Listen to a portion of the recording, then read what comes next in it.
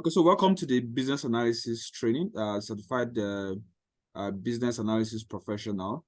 So let me tie some relationship between the slide we have, the business analysis, the BABOK guide, that's the knowledge area as you have it on the platform. Depending on your region, if you're in Nigeria, for instance, a membership is $55. In some areas, membership is about $80-something. In some areas around the world, membership, I think, is about $100 plus. So for emerging economies, membership is $55. So I have an active membership. You see I'm logged in. If you go to my dashboard,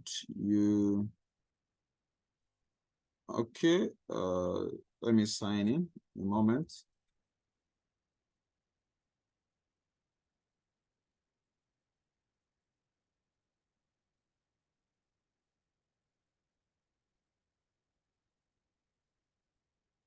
So once you are signed in, you have access to the BABOK guide and some knowledge. They call it the knowledge hub. So if you click on the knowledge hub, you're going to see quite some additional guides that can help you understand some of these things.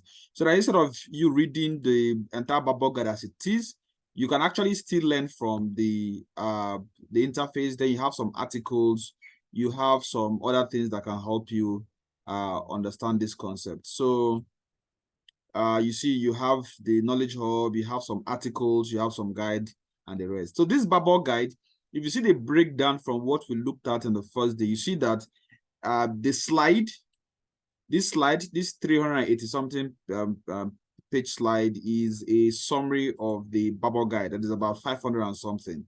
Right? If you have to put this 500 and something slide into page book, the BABOK guide, the business analysis body of knowledge, if you have to put it into slide, you might be having up to, let's say, 700-800 or even 1,000 slides because it's compressed. So if you look at the BABOK guide, you see that it talks about what is business analysis, who a business analyst is. We looked at that in the first day. We looked at the core concept model. We looked at some key terms. We looked at classification schema, who is a stakeholder, requirements and design. We differentiated between requirements and design, right? We said that requirement is what you elicit at the start of the project, and it's like a document. It can just be textual 1, 2, 3, 4, 5 items. Let's say you want to build a software. You just list out some items. Whereas the design is like what the end product is going to look like. So we differentiated between requirements and design and how they relate. Now, in chapter 3 of the BABOK guide, you see we're talking about the very first knowledge area, which is business analysis, planning, and monitoring. So you see now we're in 3.3. This is 3.3, business plan, business analysis, governance purposes, right? So business planning and monitoring. So under business plan and monitoring, which is a knowledge area, you have 3.1, 3.2, 3.3, 3.4, 3.5. So we say under this knowledge area, you have to do this. Right now, we are in 3.3. We've looked at the different approaches. We looked at how to engage stakeholders, because you have to plan how you're going to engage stakeholders before you even start doing that. Then we're now looking at how do we do governance. Governance has to do with decision making. The next, we're going to consider information management, because you see, in doing business analysis, there are quite a lot of information that we're going to be needing. There are quite some information we're going to be using. Then we're going to now see how do we improve performance. So that's all we have in planning and monitoring. Then the next knowledge area is what? Elicitation and collaboration. This is where we'll now start doing what? This is where we'll now start trying to learn how to elicit, learn how to collaborate. Because if you don't know how to elicit list items, if you don't know how to collaborate, then it'll be difficult for you to draw out all the things you're going to be needing in requirement management. So of course, requirement management will now be, okay, what do we need to do? What is that? What are the things that are needed for the solutions to make a whole lot of sense? Because business analysts, our goal is to make sure that we cause change in the enterprise, is to make sure that there's value delivered. Then in strategy analysis, we're not going to start analyzing the current state of the business. So in 6.1, we want to analyze what we are now. We want to now try to define where we're trying to get to. Then we analyze some risks. Then we define some change strategy. How are we going to change? Right? We're operating from one location. We want to expand our business to serve more clients, to deliver more value in terms of stakeholder profit, in terms of more value to the employees. To do that transition, how do we do that? We have to define that, right? Then you have requirement analysis and design definition. Then, of course, you now have solution evaluation. Whatever that you have actually done or you want to do, you have to look at that decision. You have to start evaluating, measure solution performance, analyze performance measures. So how are you going to be measuring your performance? That's what we call key performance index. That's how you see, if you say, for instance, that one of the ways to transition is to acquire 3 more staff. Those 3 staff you're acquiring, you must have a way to analyze their performance. True or false? True. So there must be a way for you to say, we need you to do A, B, C, D. Then we want to make sure that we have it written, even in your engagement letter, even in your maybe your workbook or your reporting sheet. We want to always have that. That's how to evaluate your solutions, right? So solutions limitation, enterprise limitations, right? So there are always going to be some limitations to whatever thing you bring aboard. Then recommend action to increase solution value. Don't forget, business analysts were concerned about value, we're concerned about change, we're concerned about progress. It's not the talking, it's not the doing, it's not the blah blah, it's not the as some people say, it's not the gra, it's not the all the activities. No, it's about value. So, but how do we increase this particular value? Take, for instance, we are saying anytime we make advertisement on, let's say, Facebook and Instagram, we have a particular value delivered. Let's say we have additional 10 clients. In recommending actions to increase solution value, which is a good thing because now we're now having 10 clients every month from that. The question now is that how do we make sure that we can have an improved solution, but that particular solution that we propose, how do we improve that? Then in chapter 9, we're going to be looking at underlying competencies. So there's some kind of competence that you need as a business analyst, right? Analytical thinking and problem-solving skills are very crucial. Behavioral characteristics, because you see that you're going to be collaborating, you're going to be eliciting, you're going to be meeting people, you're going to be doing some research. So there are some kind of characteristics that you need to also imbibe. You need business knowledge. So you cannot be a business analyst without understanding, having some knowledge on business. So if you are low on that, it's time for you to now start doing some research, to start looking at some videos, looking at some articles, looking at some case studies. All of these things are going to improve your competence. Then we'll look at communication skills. If you're going to engage with stakeholders, then there is need for you to have some kind of communication skill. Then you have interaction skills, because you're going to be doing techniques like brainstorming. You're going to be doing techniques like interviews. You're going to be doing techniques like feasibility study report. You're going to be doing techniques like a lot of these techniques involve you to actually involve some soft skill. Now, tools and technology, we're going to see some applications, some softwares that we're going to be using in order to be competent business analysts, right? So you see, you have about 50 techniques. I've started looking at them from the, I think, very first day. I started touching them one after the other. So we need to take some more time to look at all of these techniques. If you check the guide, you're going to see you have acceptance and evaluation criteria, backlog management, balance scorecard, benchmark and market analysis, brainstorming. So for all of the techniques, I already have the template. I've sent some to you. So you need to start learning, how do I engage and do some of these techniques for some of the knowledge areas, right? How do I do data mining? What is data modeling? What is decision analysis? How do I do it? What is estimation? What are different types of estimation? What is financial analysis? How do I create a focus group to do elicitation, for instance?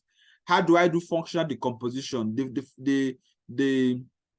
The functional requirement I have, how do I try to split it into piecemeal? How do I have a glossary for terms, like a dictionary? How do I do interface analysis? Because I might be having an application, I can be having a software that is interface between two applications. Take, for instance, if we are to build a software, and that software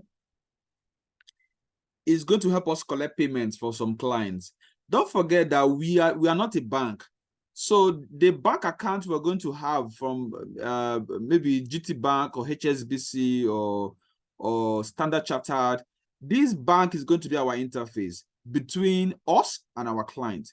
If we're going to be implementing an online payment system, let's say PayPal or Paystack or Flutterwave, those payment companies are going to be having an API that we're going to implement.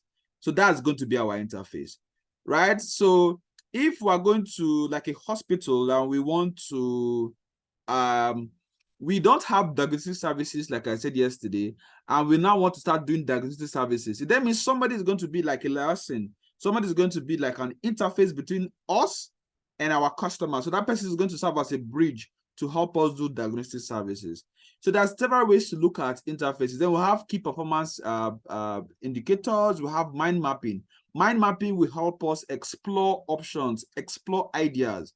We're going to look at some of these templates as we move along. So you see, you have about 50 templates. See, workshops. Because if you conduct a workshop, it's a technique that you can use either to do stakeholder management, or you can use to elicit requirements and the rest. Or some vendors that you're going to use, you need to be able to assess them. How do you do that? So understanding these techniques are very key in you doing business analysis. So you can see that the BABOK guide it's awesome. It's very nice. You just need to break it down until you can understand most of these concepts, the knowledge areas, the 6 of them, and also the techniques, right? So you have the knowledge areas, you have the knowledge areas, you have the tax, then you have the techniques, right?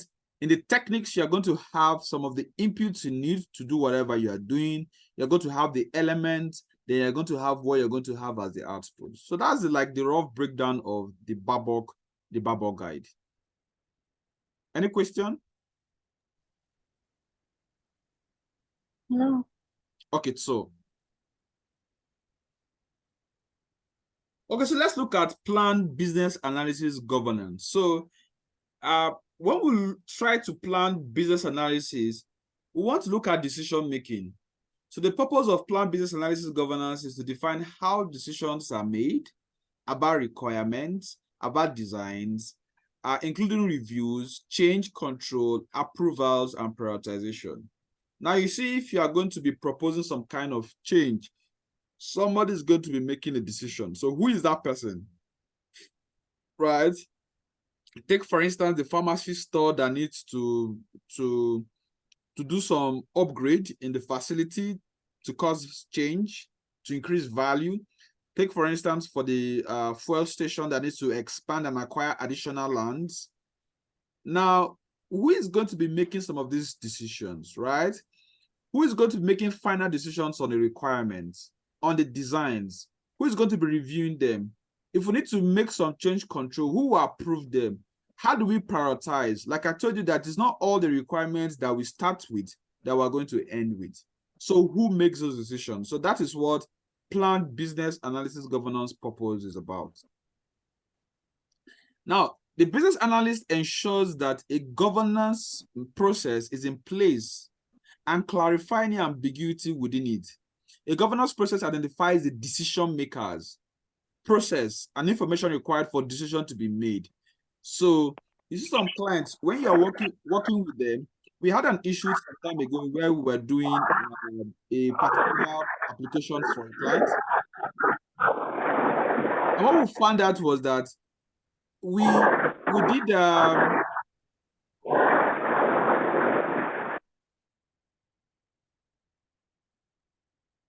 So what we found out that we did some, we needed to do branding, we needed to do the website, we needed to do, yes, branding, do the website, then maybe integrate payment and do some other things.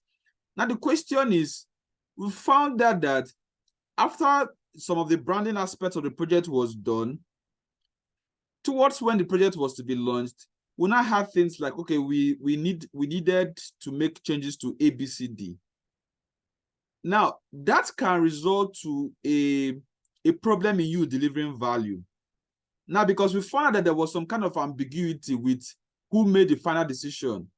Because one of the things we were not saying was that when we were doing all of these changes, when we're trying to gather information, when we're trying to deploy this particular solution, we got 100% go ahead.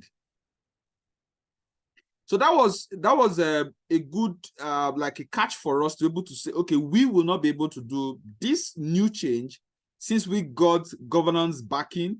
So you can outsource this to somebody else and we'll focus on delivering this particular value. And that was what happened. Now, imagine if the approval for such kind of decisions for branding was not done from who needs to make decision on it. So you see yourself, you have a solution that you are trying to recommend or you are working on, and you have to do a lot of change on that particular solution over and over and over, and that can actually impact on your solution. So in project management, we always call this scope creep. Scope creep will mean that all the requirements you said that we're going to do, you came later on and you're now like expanding the bands. You are now like increasing or extending what work that needs to be done.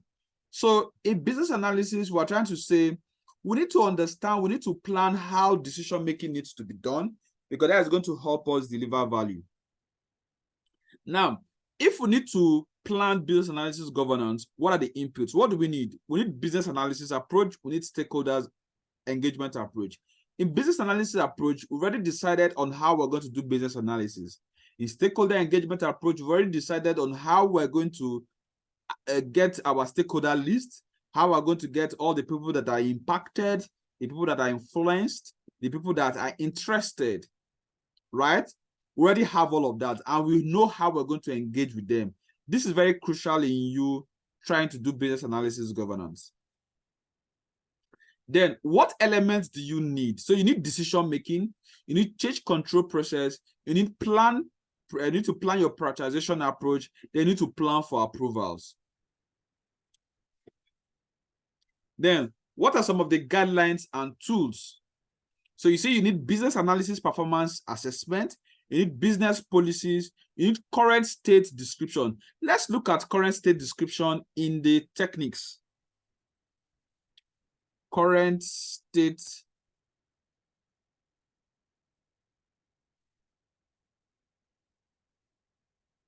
just a moment.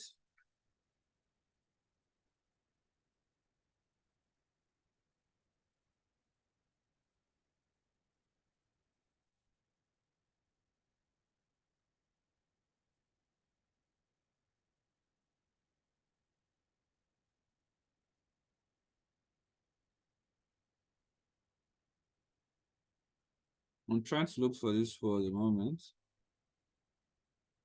Okay, let me look at 3.0, plan business analysis governance.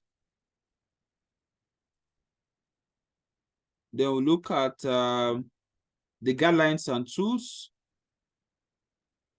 current state description. Now, this provides the context within which the work needs to be completed. This information can help drive how to make better decisions. Let's look at some techniques. Now, the question you're going to ask yourself is that if you need to do plan business analysis governance, what are some techniques you're going to need? So one of it is brainstorming. So you have document analysis, you have interviews, you have item tracking, you have lessons learned, you have organizational modeling, you have process modeling, you have reviews, you have survey and questionnaire, and you have workshop. So all of these techniques are very key to you trying to plan your governance approach. Now, so that's why you see, you're going to have it in the guide as saying guidelines and tools. So you have business analysis, performance assessment. How are we going to analyze our performance? They will have some business policies. You know, some companies already have an established way that they interact with stakeholders. They already have an established way they do meetings. They already have an established way on how they collaborate. They also have your current state description. You have to pen down where you are currently. Then, of course, legal regulatory information. Now, that's why you see some banks.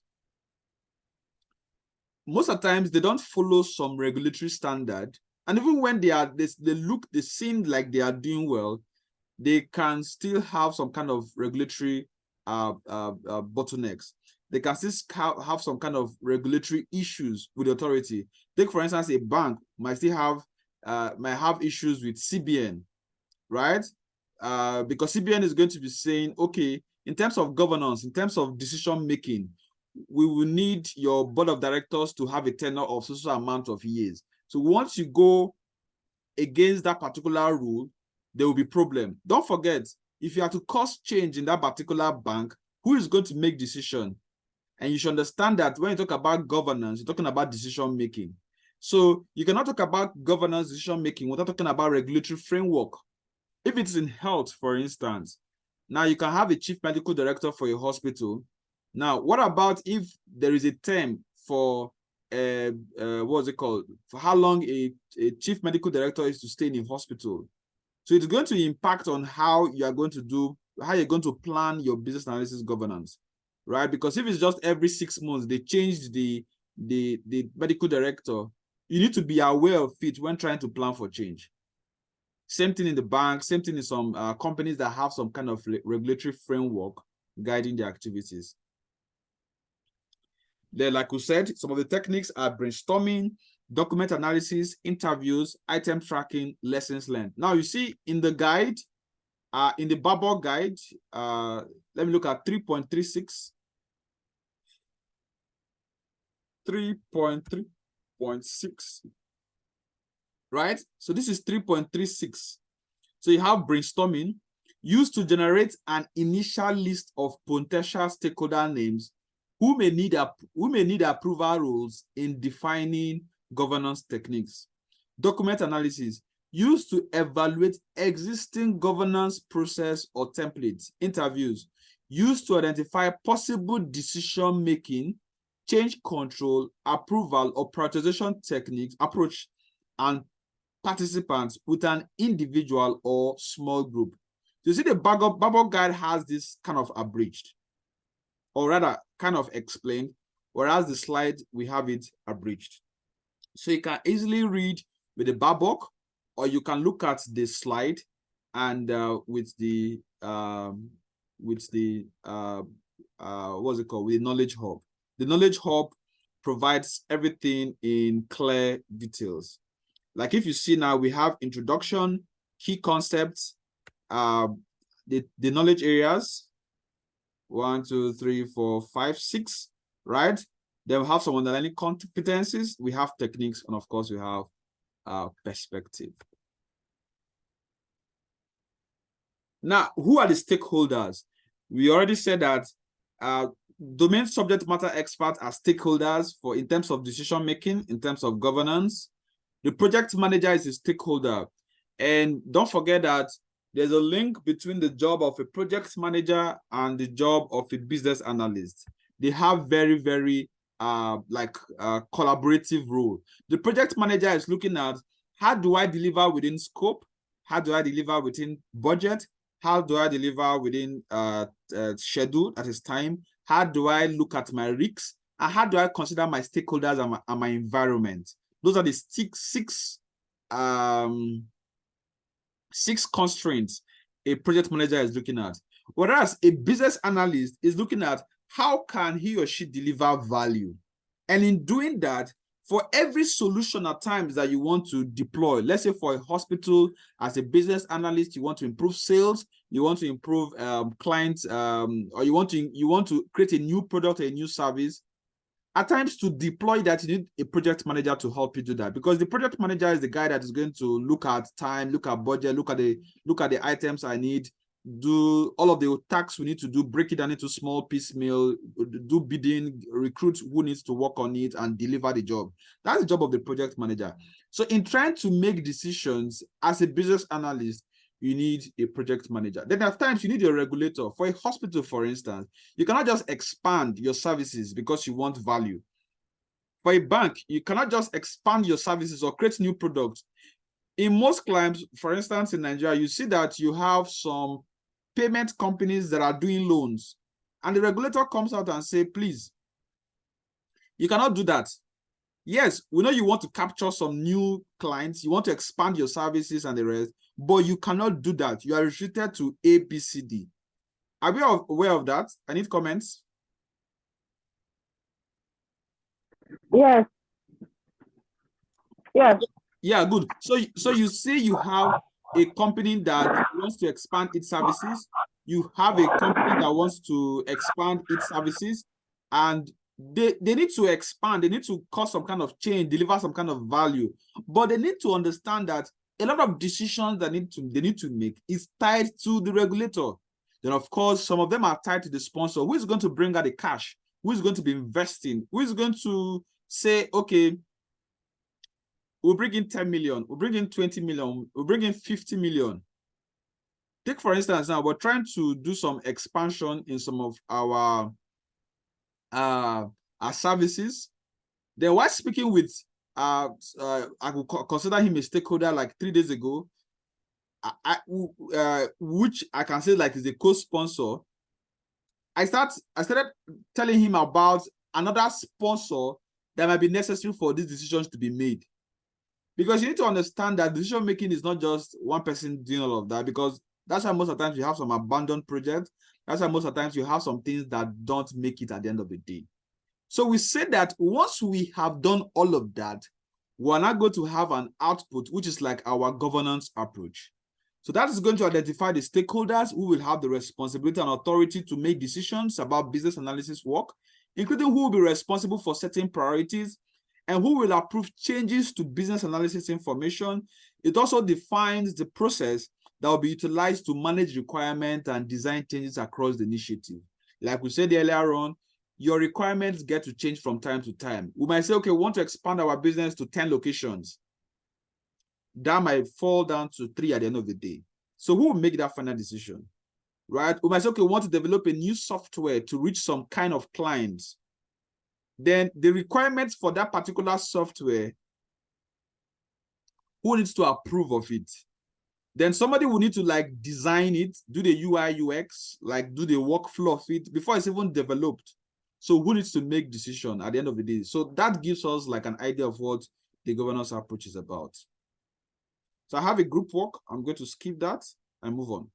So in 3.4, we're looking at planned business analysis information management, right? Planned business analysis information management. Here we're looking at information, right? Information management. So there are a lot of information that we're going to be dealing with. In the subsequent classes, I'm going to be doing like short snippet of videos that will be looking at some of these techniques we see here, right? Things like how to do brainstorming, what is the balance scorecard, look at the templates, some of the templates I sent to you. How do we do a business case? What's the business model canvas? How can we do that? How can we do rule analysis? How do we create some kind of collaborative games to help us do elicitation? How do we do concept modeling? How do we do data mining? How do we collect information? You see that with all of this, we're going to have a lot of information in our hands, right? How do we do focus group? How do we do financial analysis? How do we do estimation? How do we have a glossary, like an index of text and their meanings? Now, all of these are all information. So the point is, how do we like manage all of this? How do we store it? How do we assess it? How do we like prioritize? How do we know what to use at what particular point in time? So the purpose of planned business analysis information is to develop an approach of how business analysis information will be stored and assessed. Because you're going to be having quite a lot of information, right? So you need to elicit, you need to create, you need to compile, you need to disseminate in the course of performing business analysis.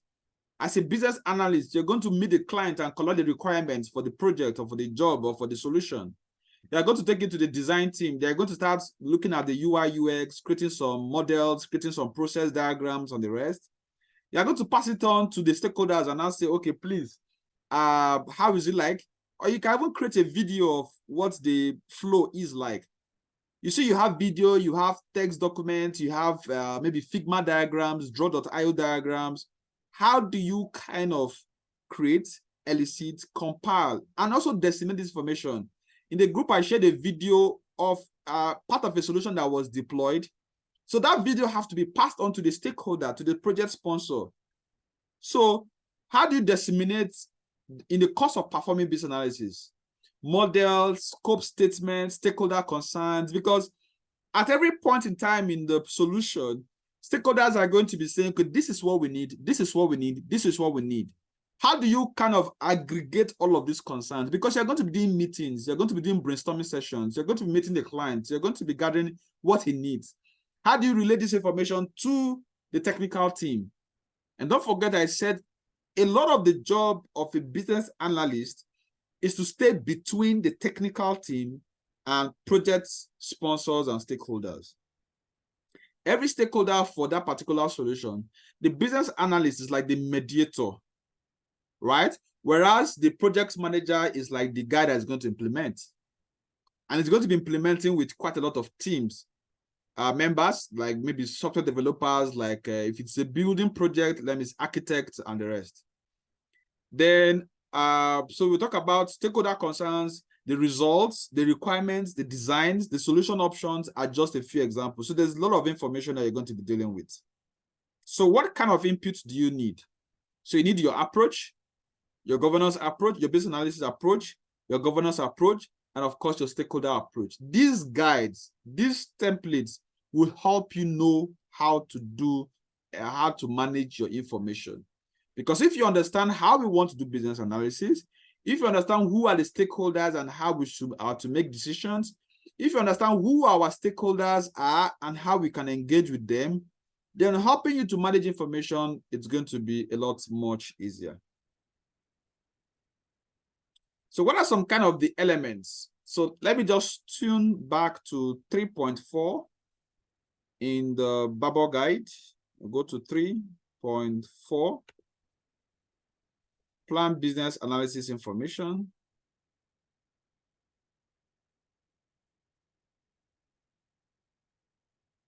Like we said, this is to develop an approach of how business information, business analysis information will be stored and assessed.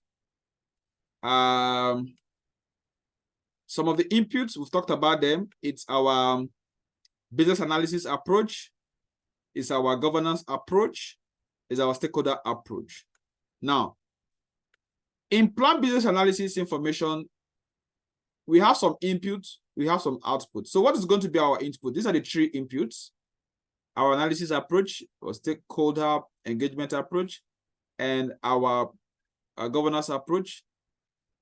What is going to be the output at the end of the day? We're going to have some communicate business analysis information, our requirements. Then we're going to do some maintenance of our requirements. We're not going to have some trace elements. You see, if you check very well, this is in 4.4. This is in knowledge area 4. This is knowledge area 5. And this is knowledge areas. Okay, sorry, this is in chapter 4. This is in chapter 5. And this is in chapter 7. Now, the question is, what are some guides and tools we're going to need? We're going to need business analysis performance assessment. We're going to need some business policies. We're going to need some tools. I will go to need regulatory information. Elements. So you see some of the elements here.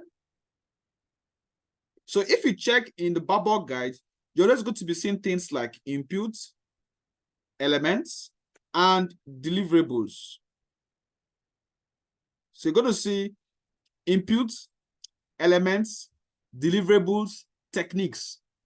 So for all the knowledge areas, you're going to see this reoccurring from time to time. So after one or two knowledge area, you should start getting comfortable with the organization of the BABOK guide. So I will go over to the slide. So we have them here. Organization of business analysis information, level of abstraction. So what kind of, how are each of the information that we have going to be different from each other, right? What level of distinctions are you going to have? That's what we mean by the level of abstraction.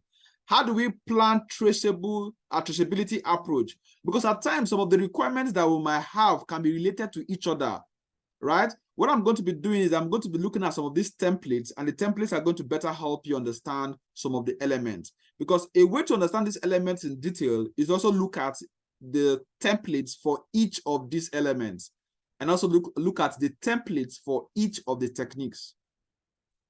And of course, plan for requirement reuse. When you talk about requirements reuse, we might be building a banking software, we are building a loan management software, we are building a fintech software. They are kind of related softwares, right? So their requirements can be reused. We can be building a small business website for a salon. We can be building one for an eatery. We can be building one for, let's say, a consulting firm. They are all SMEs. There are some kind of requirements that are going to be reusable. Things like we need a contact page. Things like we need an application form for careers on the website. So those kind of requirements are what are reusable.